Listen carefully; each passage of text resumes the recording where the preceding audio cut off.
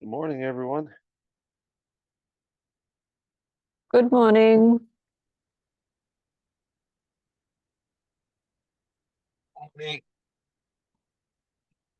Well, I hope we get a few more people. I know we're right after the global summit, but I could probably use a little more time to catch up on the state of the dock, but I spent a little bit of time looking at it yesterday. I didn't manage to. I meant to, but I didn't manage to at all. Well, that's okay, Vita. You've gone through and made a lot of edits before. It was definitely my turn to go through and make some. I need to Yeah, finish taking a full pass through. yeah, that's right. We'll just keep trading off until we get it into existence. Yeah.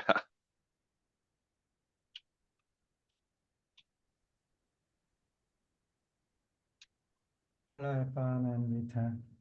Morning, Roy. Hey, Roy. Hi. Were you at the summit at the OCP? For a moment, just the second day, I visit there uh, probably 3 hours. So there, I just say hello to Evan and our other colleagues. Okay, yeah, I guess I miss seeing you. Oh, I'm sorry. Yeah, Roy, you were there basically just for the hardware management track, right? Oh yeah, how do I Wednesday manage morning. that? Yeah, yeah, second day morning. Yeah. The Thursday morning I visit there also. Are you local to that area, to this area, Roy, or did you travel? Oh yeah, I'm local. Oh, okay, okay, Mm. great.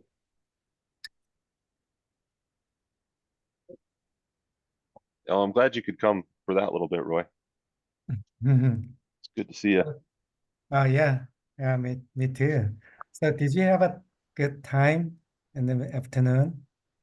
Yeah, I think I certainly wish we were able to have a full day for hardware management. Uh-huh. That's Yeah. certainly the portion of the conference that I find most valuable.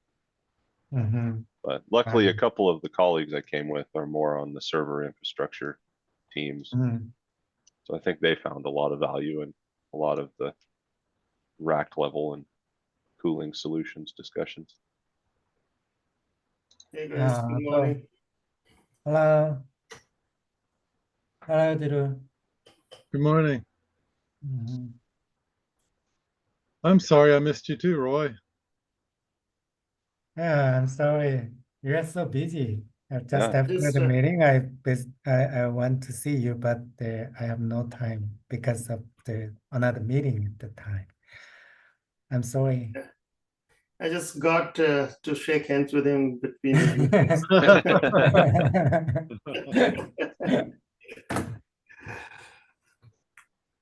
So Well, on that point about increasing time for hardware management, I think they should be sending out surveys if they have not already. yeah, I So give got that, it this morning, Yogesh. yeah. So that's a So we should give that feedback if there is yeah, a place for that. Cool. yeah.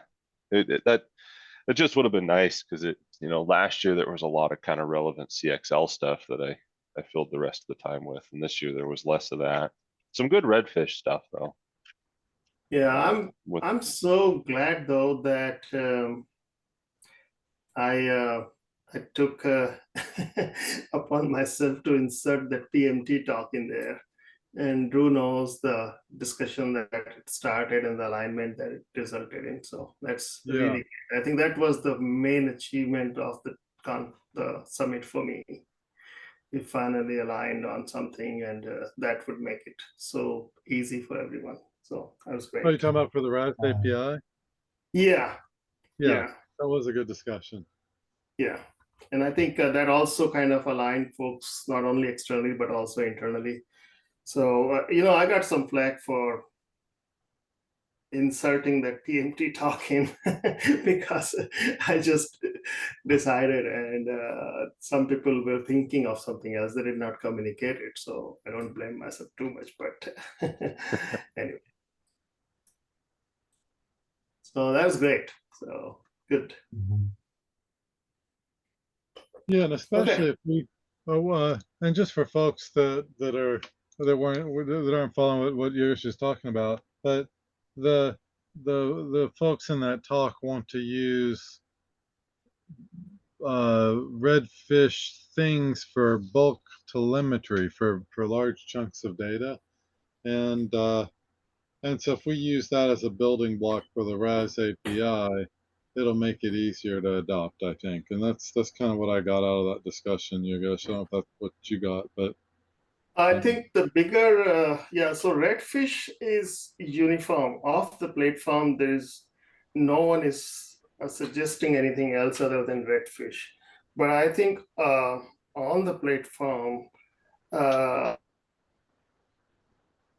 if everyone aligns on PLDM and we start improving PLDM for RAS also, that would also result in duplication of, you have to do CCI for this vendor and you have to do PLDM for that vendor, kind of stuff can be avoided, which would be great.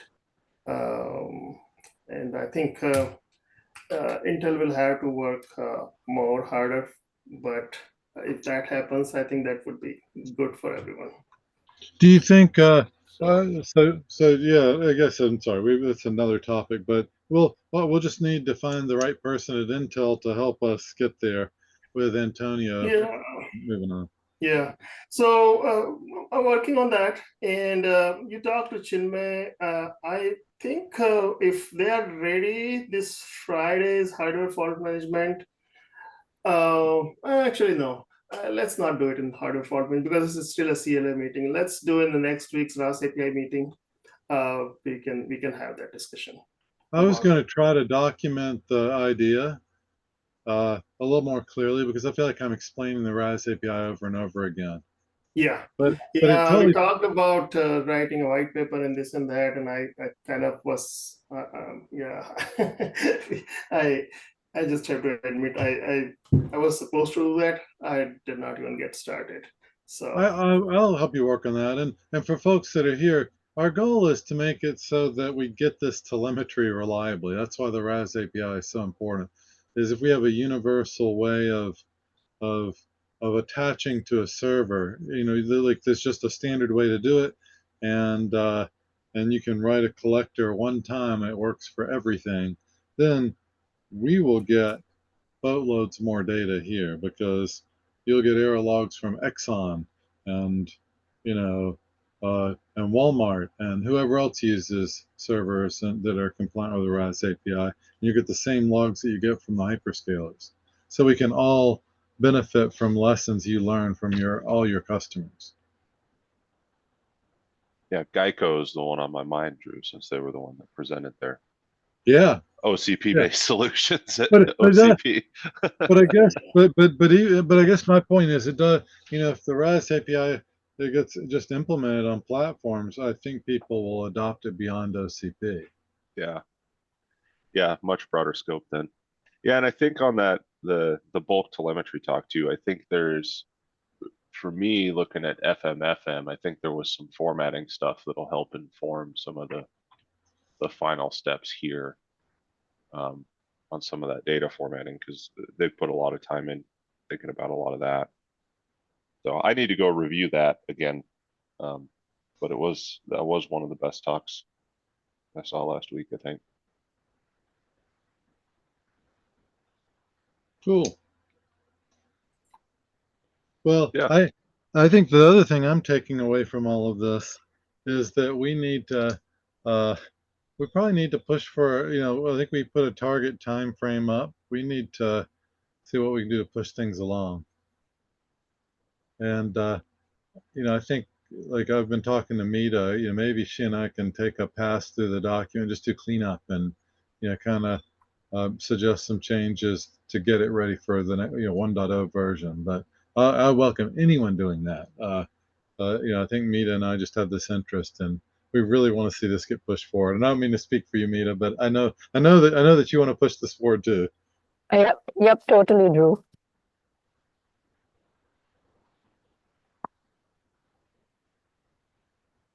Cool. Well, I took a little bit of time yesterday and started poking through some of the changes in here, Drew. Roy, are you editing your title right now? I was just going to ask what you wanted in there. just the assembler and SK Hynix America. I'm sorry, I was not familiar with the Google Docs. So Oh. It was That's the me. It was Raster me who was Oh, trying okay. to accept it, and then it just deleted it. So I just undid it. Left. Okay. Is it still is it still like holidays going on in China? I see some of the folks from Intel are still missing. Let me see. Thought they had holidays still like.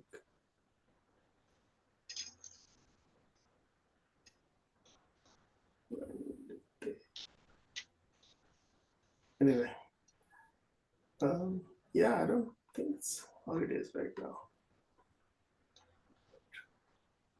All right. I don't know what's going on. So we're still missing Shen at least.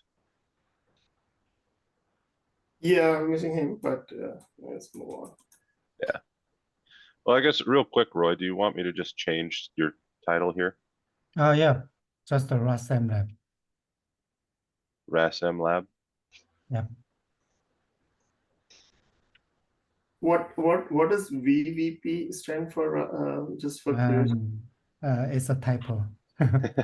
Just a typo. There. Well, one easy comment cleaned up.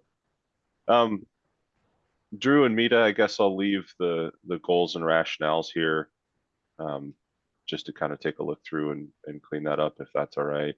Yeah. And it looks like Mita and I are going to actually meet in person on Thursday, and I'm really excited to do that. So we'll plow through some of this. Awesome. There were a couple littler ones in here. Examples of hosting processors include CPU and GPU. Like I was just going to accept that. I think that language sounds good that Mita Yeah. added.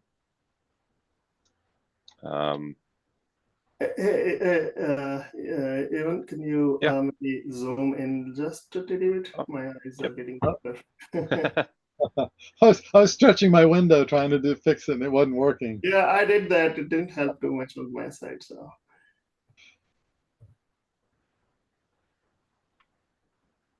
Other thing is, if you have a scroll go. wheel on your mouse, you can just hit Control and That's Yeah. great. This is fun. You know, I did notice last time, Drew, I opened Google Docs and everything was much larger than I was used to. I think that's why. It's like, oh, I must have been presenting last time I had it open. Yeah, some of the API stuff, there's a few of these with Carlos's name on them, and I know Carlos put that kind of initial JSON schema. I still need to talk to the team here and kind of work through some of that formatting stuff. So that one I haven't gotten back to yet. So I was going to skip over that one for today. I think that one's a little bit bigger, and I need to get back to that and pull in a couple more people on the Micron side at least. One I did want to talk about, Drew, I tried to clean up here, and Jongmin and Roy. Micron, Samsung, and Hynix all basically wrote the same thing here on runtime. And Drew, I know we talked about this last time for DFA runtime analysis. So I'm just kind of curious about the language we wanted to use there. Like, this is my initial stab at summarizing all this deleted stuff down below. So time-wise, the conclusion we all kind of came to is that a minimum of about 2 hours of error logs is needed for this to really be effective. But then you mentioned adding something about using an API call to make a request for more. So I put the minimum 2 hours in here, and then just kind of summarized all of our analysis. Either Jongmin or Roy had in here like 97%. And Well, our Micron's analysis found 93%. I don't know if we want to put that background for that, or if we can just leave that out. I mean, to me, that seems like it's fine to say that we can make that argument for a minimum of 2 hours. Mhm. And one of the things we're going to have to do is, we're the whole fault management effort is, about gathering error logs and analyzing them. And so there are lots of folks talking about it. And somewhere we've got to, and it may be that we should make a proposal from this group to the overall fault management effort, but we need to make some effort to standardize how we feed error logs to the analyzers, so that we don't have to do something wildly different for each analyzer we get. And when I say analyzer, I'm talking about the big analyzers. Not I view the memory analyzer from the memory vendors as being embedded in the CPU one, so that when I get Intel's analyzer, I get all the memory analyzers, right? So we're not making the end users do the integration, but the Intel analyzer needs some way to tell me I need this many error logs, and it may need to ask your analyzer internally what you need, and then go higher. That we can work that out here, but what we ask, the end analyzers and in the hyperscaler architecture or hyperscaler's infrastructure, that we need to get the broader community to agree on. You know what I'm saying? Because we'll be using this analyzer for PCIe errors and CXL errors and CPU core errors and cache errors. So I think we need kind of a bigger answer for that. So this would probably do maybe a little bit more brainstorming and clarifying here, because the way I think we can say that is this is an observation by DRAM vendors that for kind of fault characterization, you need approximately 2 hours of error logs, in some cases more or less, but that's kind of ballpark. And that's an observation. I'm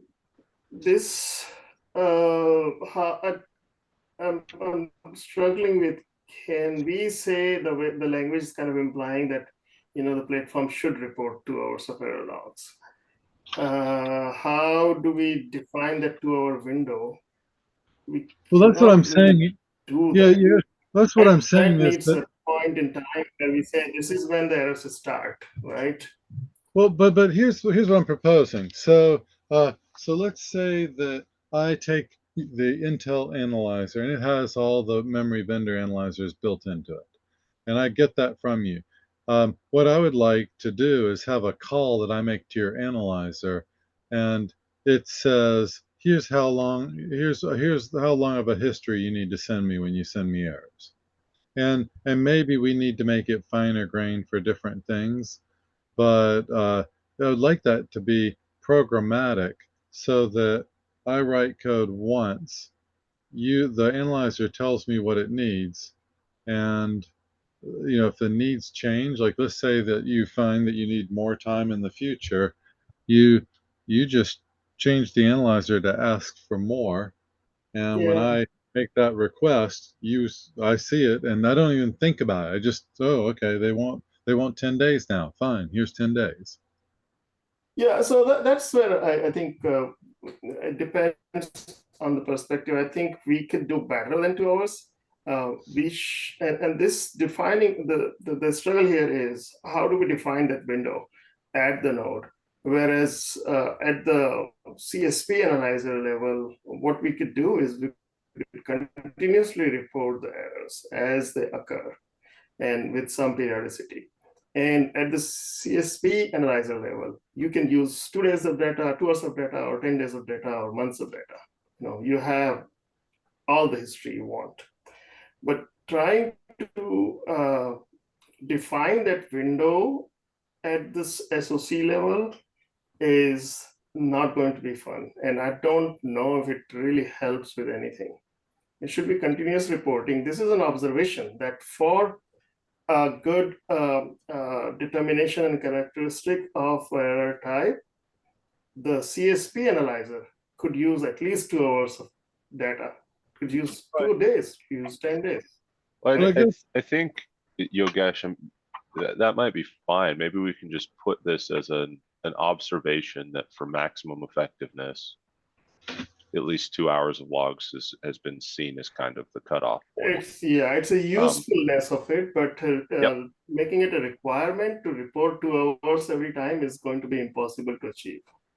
Well, but I guess the way I look at it, Yogesh, is that we know, well, like CSPs tend to record data on vastly longer timescales than 2 hours, and because we don't get to the data that fast. So I'm not worried about saying I need 2 hours and everyone's saying, oh, that's hard. We're going to record lots more data, and so I just want the needs to be communicated to the infrastructure in an automated way so that we feed it whatever you need.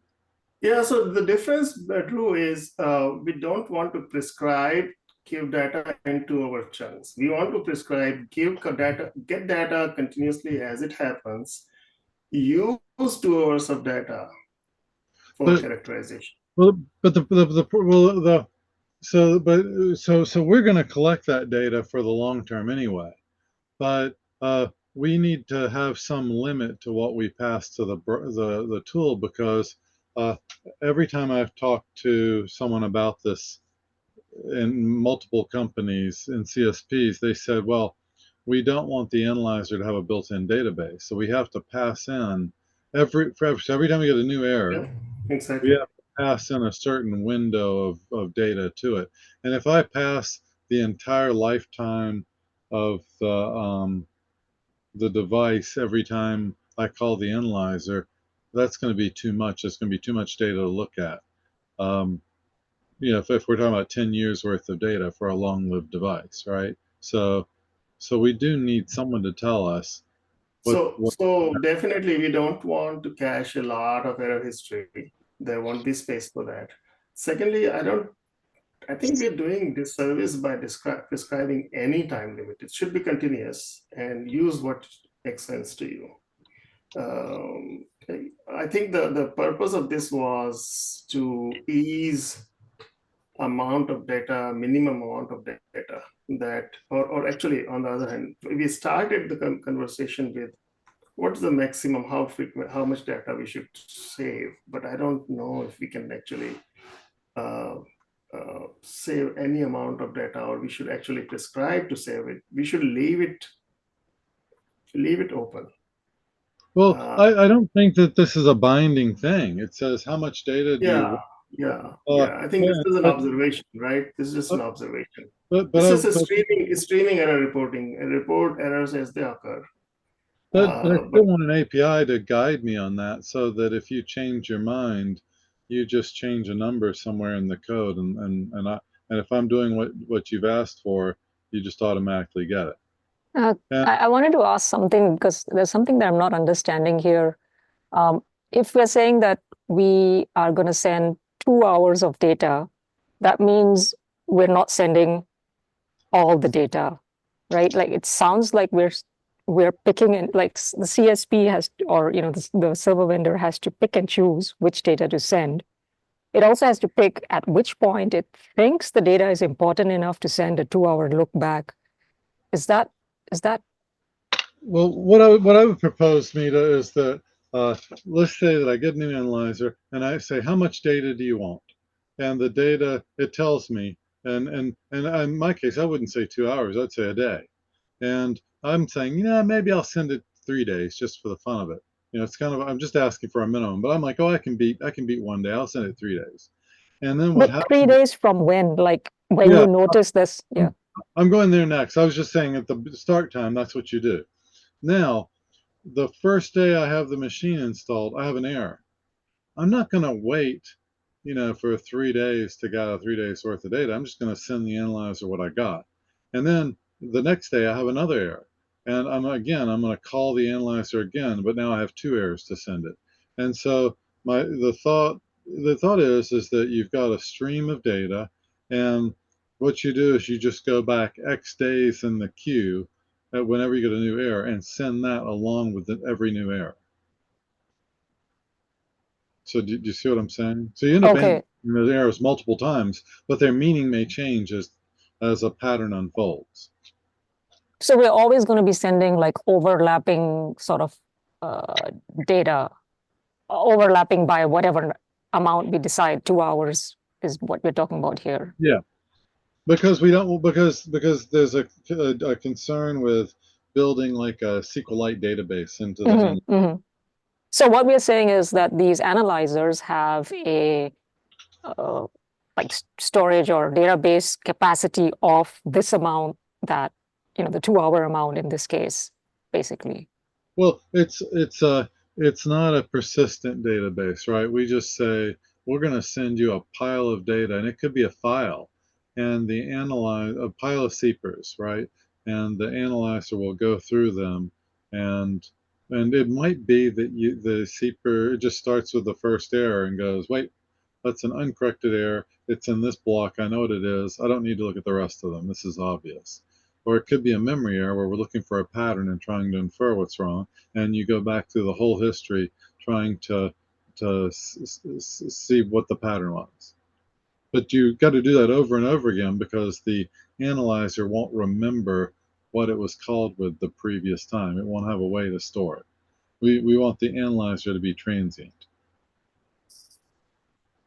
But if the analyzer can take 2 hours of data now, why couldn't it, you know, basically it's able to, I'm using 2 hours as an example here. So the analyzer can take 2 hours of data now. So why wouldn't it have just kept, you know, the previous 2 hours as it came in serially to it? Because the storage is the concern for security folks. So they want the analyzer to be stateless. It's just a thing you call and it gives you an answer and then it goes away.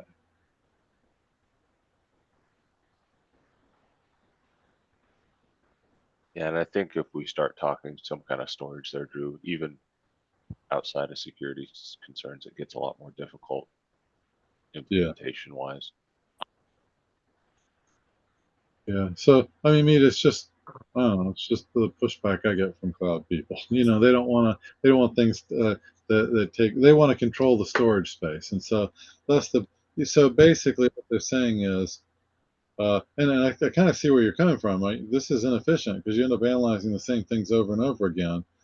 But that's kind of also reality is that Not analyzing the same things over and over again. You're just sending the same things over and over again. So like, you know, you're sending the first error with the. मेरा meeting चल रहा है. Sorry. no worries. But go ahead, Mita. Okay. Okay, but I think I understand what is being suggested. I didn't understand that part before, but yeah. This is awesome that you asked it because what it tells me is that we need to get broader on if you don't understand it and you've been here and you've been paying attention and been really involved, then we haven't explained it clearly enough. So we need to explain this more clearly. So your questions are excellent. Regarding this one, the runtime analysis minimum error log period, I think it's dependent on the DFA structure. So I was for the SK Hynix, for example, our DFA software plan is to accumulate some error logs for some time period, and then based on the accumulated data for some time period, we classify which type of DRAM fault will happen. In that sense, the petrol scrubbing period was so important. So the petrol scrub, as you might know, the petrol scrub period means that every DRAM cell can be scanned within one petrol scrubbing period. So our experience says that if we analyze the data in smaller than the heteroscope period, then the error fault analysis or fault classification is a little bit difficult. So our plan is at least 1 day one day here means the larger than the one petroscope period. At least one petroscope period was a mandatory for us. So for these terms, I think as Yogesh said, let's open for a moment for this sentence. The SK Hynix will prepare our experience and share with you in the next time. That sounds good. And Roy, I was intuitively thinking it was order of many days. So, so Yes. when we saw Yes. 2 hours, and this is exactly my mindset, is that I was thinking, hey, today you're thinking 2 hours, but as you gain experience with the tool, you might say, I want 90 days. And because as you get better at processing data and more experienced at, I'm hoping that you'll get more capable. You'll be able to do new things. And so you might change what you need over time with experience.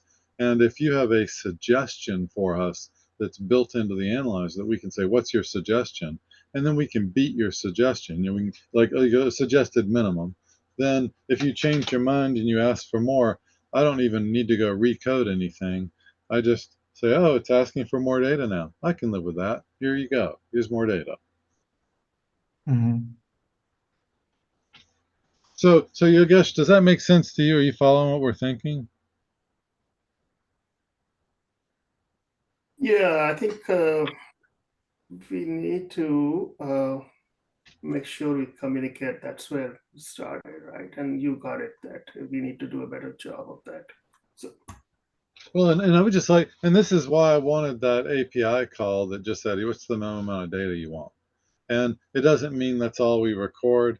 It certainly doesn't mean that. It just means it's what we send you. Because again, if I have 10 years worth of rich error data, and I've had many previous memory errors on this machine, that may not be relevant. What happened 10 years ago may not be so relevant as to what happened in the last 90 days. So I don't want to send all the error logs every time I call the analyzer, but I also don't want to send too short of a number. And if we recommend a number, we can even recommend a number conservatively. We can say, well, send us the last 2 weeks worth of data. And So we can see. basically for every error, we're going to have a look back period, which we send along, right? Yeah, I mean, it could just be a file we tack the newest thing onto the end of and send that to the analyzer every time. The implementation it doesn't have to be very complicated. Mm-hmm. So we have some kind of notion of timestamp that's being sent with every error, right? Yes, and that's really important. As long as all the errors are being upstream to the CSP analyzer, all you really need is the notion of timestamp. And then you have the history back. You don't have to repeatedly send big chunk of data every time, because you sent the errors for last 10 days. And now you send this error, which has timestamp X. All you need to look at X minus Y errors in your upstream database. But that assumes that the analyzer has storage, and that's where which analyzer? Cloud analyzer won't have storage. I mean, not having storage is much easier than the. Oh yeah, the CSP will have storage. I'm just saying the thing that we call from Intel or AMD that contains these analyzers. That's what I'm saying, right? We don't need to. All you need is time, notion of time. That's all you really need. You don't need to send the chunks of data repeatedly. All you need is send every error. As long as there is a notion of relative time, you can pick and choose 2 days, 10 days, 2 hours, whatever works for you, right? Well, it's a little more complicated than that, because what will happen is a lot of us store error logs in a big database. And we're not going to keep a file around that has 10 years worth of error. So we've got to manage the snippet that we send to the analyzer. And so telling us how much you want as a minimum will ensure that we pull the right snippets out of our databases. Yeah, Or, that all is much easier to do at the software layer than in the silicon, right? So oh, absolutely. I mean, this is all software that runs in the cloud. And so if you just tell us how much data do we need to make visible to you when we call you, then we as end users will do what we need to do with whatever our infrastructure is implemented as, whether it's a database or giant files or whatever. We will sort that out and make sure we send. It'll be our job to send you the data.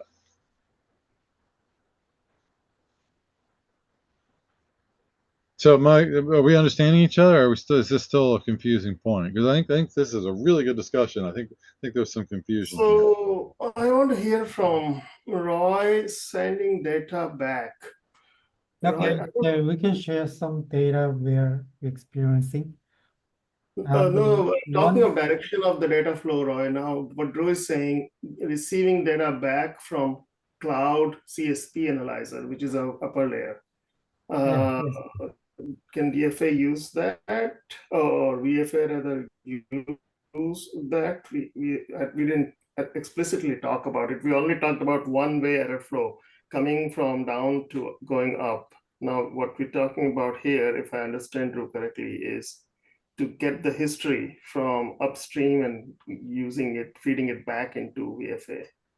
Uh, Is it yeah, what you're saying? a little bit different. Our plan is our DFA have some storage element, so they're just the streaming the error logs is our input, and DFA can store some amount of the data, error log data inside of the DFA, and then analyze it using the date analysis date.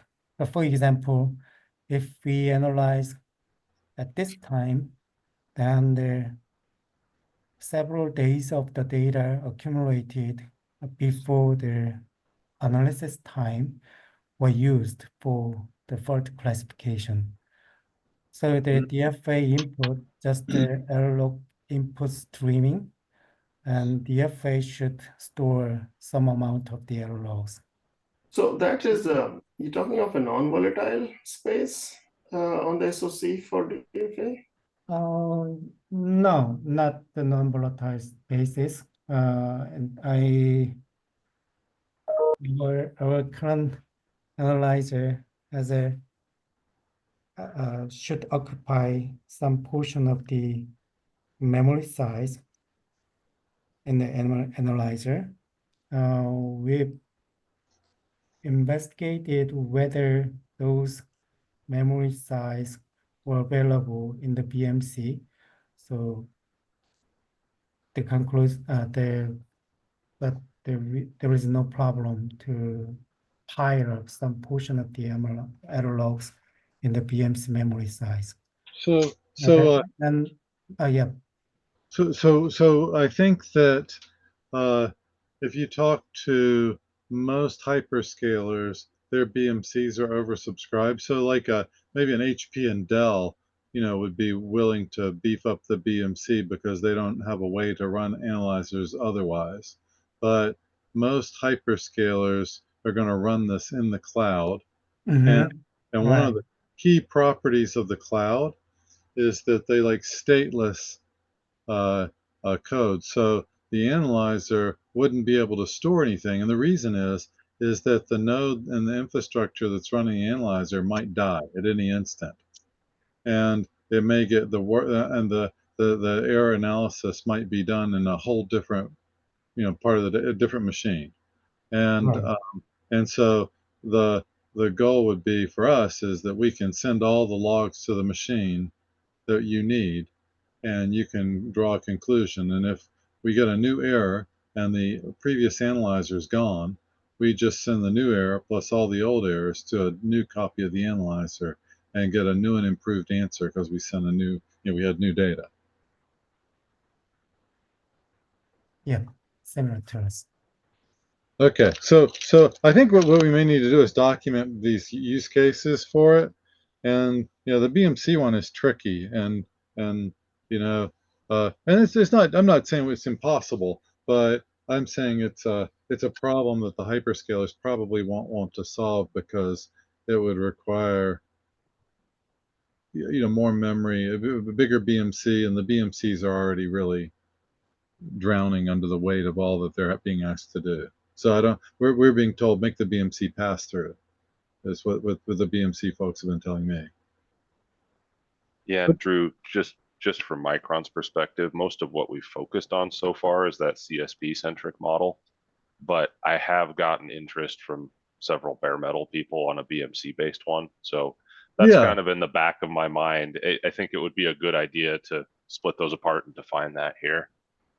Well, and there's no reason the code couldn't work the same way on Yeah. both, but it does require requires some more processing power on the BMC, and there may be ways to optimize that. So I think we should, we need to think it through. But I think the basic analysis algorithm can work the same way. But for a cloud centric thing, it would be hard for me to save state. It'd be hard to have a database inside the analyzer or even storage in the analyzer. And we need to assume that the analyzer just springs to existence at the moment it's called with a pile of data. Yeah.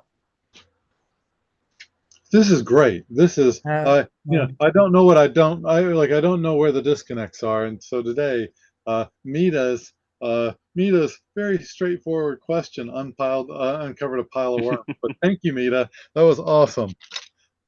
Always have a way of making everyone feel good about the silly questions they ask. You're just the brave one that asks it. That's all. Yeah, one comment on BMC-based error log analyzer. The reason I'm commenting on the BMC-based analysis is the BMC is the limitation of the BMC is the edge or limitation of the software memory size. So Yeah. current BMC size, main memory, BMC system's main memory size is around 16 gigabit, probably 2 gigabyte. So in that case, the fortunate thing is the BMC just covers the one server board. But our experience says that if the error logs collected from one server board with the BMC polling frequency, then it's the 2 gigabyte BMC main memory is enough size to store the error logs for certain several days. That is our experience. So for this infrastructure level analysis, there is no limitation, almost no limitation for the software memory size. So in that case, we have no problem. Yeah. And that may be, and here's my proposal is let's figure it out for since this is a CSP sponsored thing, we're pushing really hard. If you all are willing, let's figure it out. I think it's easier to figure out with the unconstrained case. And Seymour Cray said Okay. premature optimization is the root of all evil. So let's just figure out how to get a proof of concept working. And then I totally get wanting to do it on the BMC. I designed the Superdome analysis engine when I was at HPE, and we did it on what was basically a big BMC. We did all of our analysis, and so I agree with their use case, but I think it's harder, and I'd like to do the easy one first, and then we can figure out how to reuse things that we've done for the easy case for the hard case. I see. So Okay. sounds like we're also circling around like this thing that last week also I think someone had asked that like where does the vendor specific fault analyzer live? Like should we have maybe some use cases of if it lives in the BMC, then this is how it looks, and if it lives somewhere else, like for the cloud service providers, then this is how things. What I'd like to do, Mita, is write the cloud service provider perspective in the document, like it's a transient thing. It gets past logs and gives an answer and doesn't remember anything, so that we can move it around. If it fails, we just pass the logs to an analyzer somewhere else, and it gives us the right answer. And so I can write that up, and that's maybe something you and I can talk about when we meet. And then what we need to do is say there's this BMC use case, but the BMC use case is highly memory constrained, and we'll get to that. We're gonna do the unconstrained, like with the cloud service providers, it is not constrained. So we'll do the unconstrained easy things first. We'll take the lessons learned from that and apply it to the BMC as we get better at this. And if Okay. you're okay with that, that's what I'd like to propose. Yeah, I think we need to put down something about our case and then expand to other cases.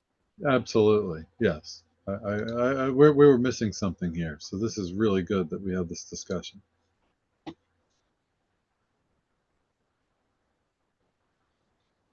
Well, honestly, everyone, I didn't expect that much discussion off this one bullet point change here, but I think it spurred an awful lot of good discussion. I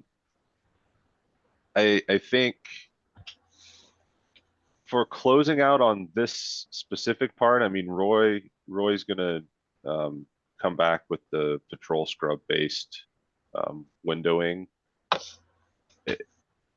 Should we reword what I have written here? Should we be explicit that this is an observation from the DRAM vendors and not necessarily a required spec?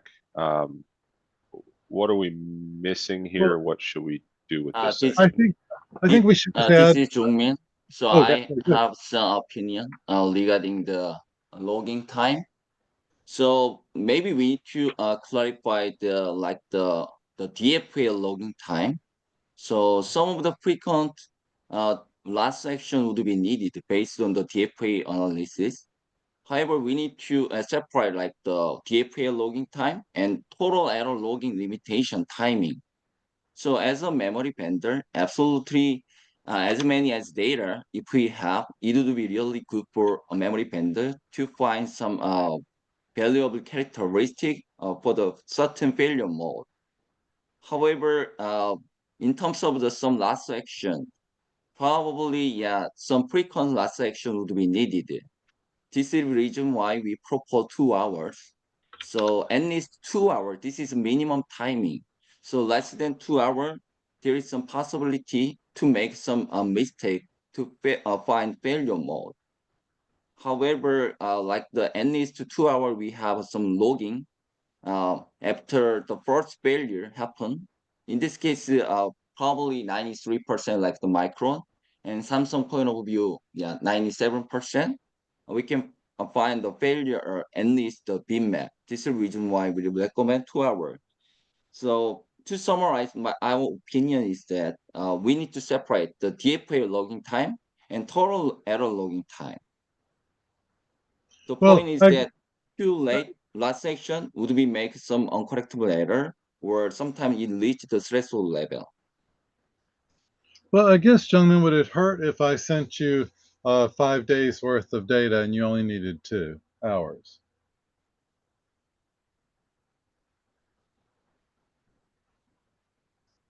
We need 5 days or 10 days data. As many as would be good. But like Okay. CS vendors' point of view, probably certain last section would be needed.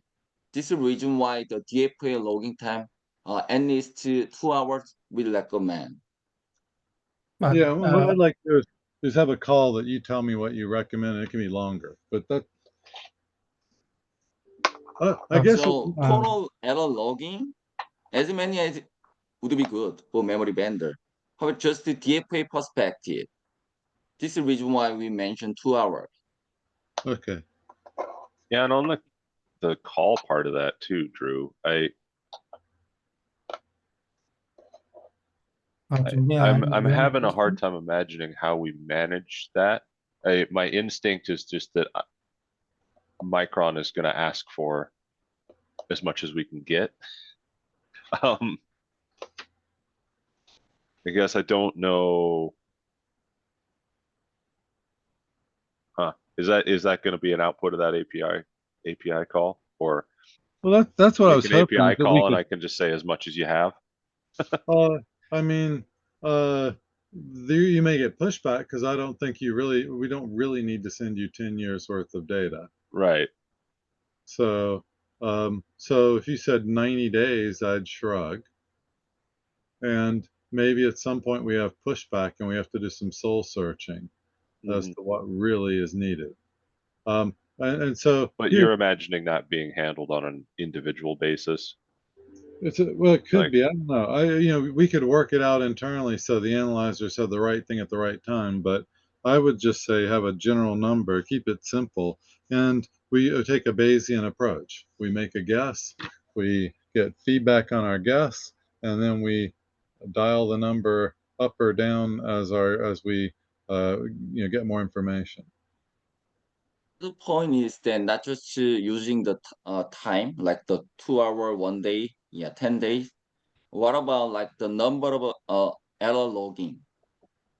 So for example, 100 error, memory error, or 50 error. Maybe it would be good for also the memory vendor to see the failure mode. Yeah. The total capacity of the logging, not just the days or time, but the limit in terms of the capacity of the logging size. So I don't know. I don't know. That's why I'm looking to you for help, and that's why I want this API thing. And you could say, send me 90 days or 100 logs, whichever is greater. Either way works.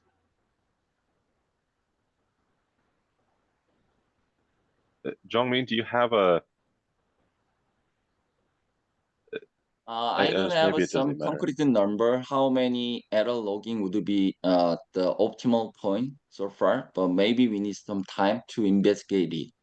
Okay. But anyway, like the 1 day or 10 day or 5 days, DFA perspective is too long to make some decision for the proper selection.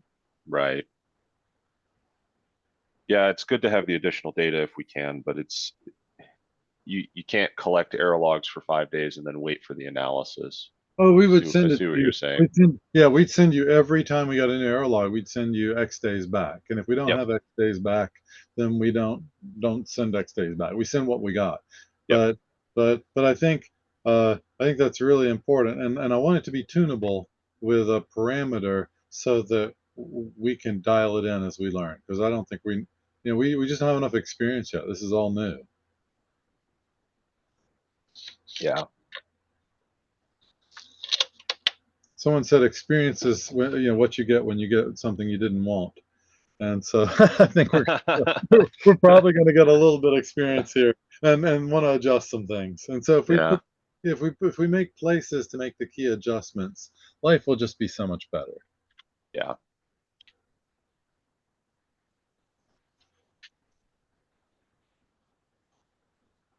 Well, I'll put here, Jongmin, that you're gonna look into the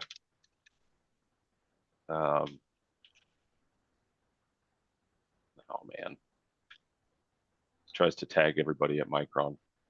So what I think Mita and I can do is we can work on the use cases and like how it works in the cloud, from the cloud perspective.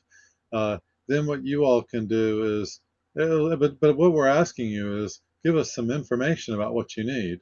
That's going to be the gist of it. And then in this section, you all can provide that information. And then I strongly recommend we put it in a call to the analyzer so that you can change your mind at will, and we can dial it in as we learn.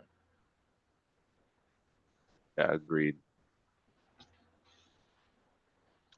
So that section below this one is where Jungmin had said previously 97.5% of NSBs are defined within 1 hour and all that. Yep. Well, and there's nothing wrong with that, but like Roy was saying, if you have some patrol scrub data, a few patrol scrub periods, you're going to get a better answer probably.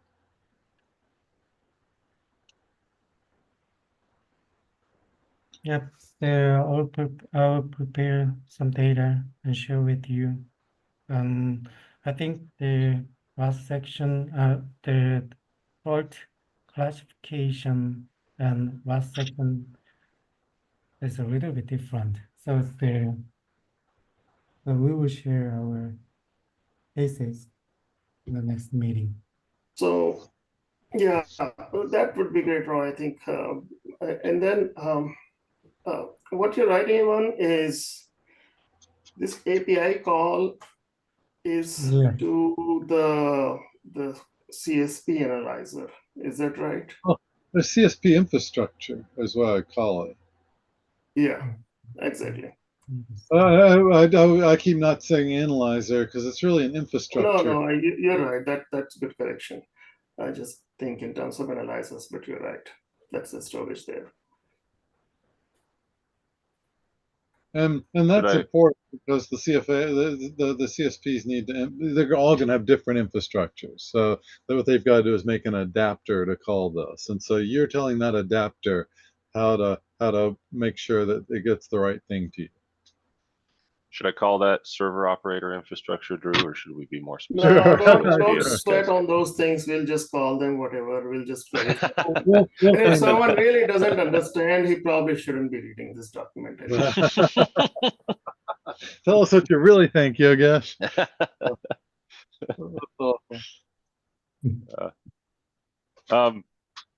Well, I guess in the last minute here, Roy and Jongmin, are we okay with deleting this section out and kind of summarizing it into this higher level one and taking out the Micron, Hynix, Samsung suggestions in there? Mm-hmm. So that'll help us clean it up some until Roy comes back with his patrol scrub based analysis. Then we'll have more data in here to look at. I'm starting to think this call is easy. You just have to make one comment and the meeting is over. It generates good discussion, though, Yogesh. No, I'm just joking, but this is good. But that's the whole point, right? We need to streamline and think these things through. Otherwise, we'll just create something that doesn't work. Yeah. So it's good.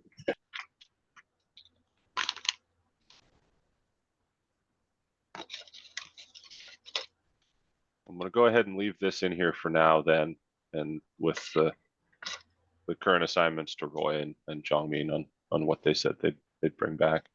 And then the next biggest thing I've got on my list is to work on this log format column. And I'll get an initial pass in here, and then I think that will probably take quite a bit of discussion on some of the formatting. And one other quick one, well, we won't resolve it right now, but there's one comment in here, Drew, that you and Dale we're talking back and forth here on the device bank group bank row column. Dale's point here is that we've run into a lot of problems previously. Everyone calls the address that they see the physical address, which means different things depending on what part of the system or DRAM you're looking at. Yeah. So I think we just need to be explicit kind of at what point we're logging this. Well, if someone could give me a name to use that was, if we had a consistently defined set of names, I would adopt it with fervor. So, yeah, if we just want to put the different definitions for the names in the glossary, I'll adopt whatever we want. Okay. Yeah, and I can get that together too. Cool. Sounds great. For us, Awesome. I mean, this log is whatever the chip told us, right? It's whatever the chip was sending to the devices. Yeah, and I think that's fine. And as long as we just define that's what's being collected and how that feeds in, I think that's the way to go. Just want to remove some ambiguity there, potential ambiguity. Yeah, and if like I tend to call it, there's an OS physical address, and then kind of like the channel address is the term I tend to use. But if there's if there's a standard among you all that live and breathe memory, I would love to use it. So no, I think channel address is probably the way to go. And if we just describe that as channel address and call that what we're capturing here, I think that's perfect. The biggest problem is I have heard channel address also called physical address, which that just doesn't, it Yeah. doesn't really help anyone, because that No. physical address means something very different to the DRAM vendors. Right. But we have virtual addresses and OS Yep. physical addresses. Yeah. Yeah, exactly. Okay. Yeah, I think let's just standardize around channel address and make sure that's defined. Okay. Sounds great. All right. Awesome. I need Well, to thanks drop. everyone. Yeah. Yeah. Thank you. Thanks for a great post global summit meeting. We'll keep the I know. momentum up. Mhm. This has been great. Report. Yeah, thanks everyone, and we'll see you again in a couple of weeks. Yeah. Sounds good. Bye. Bye.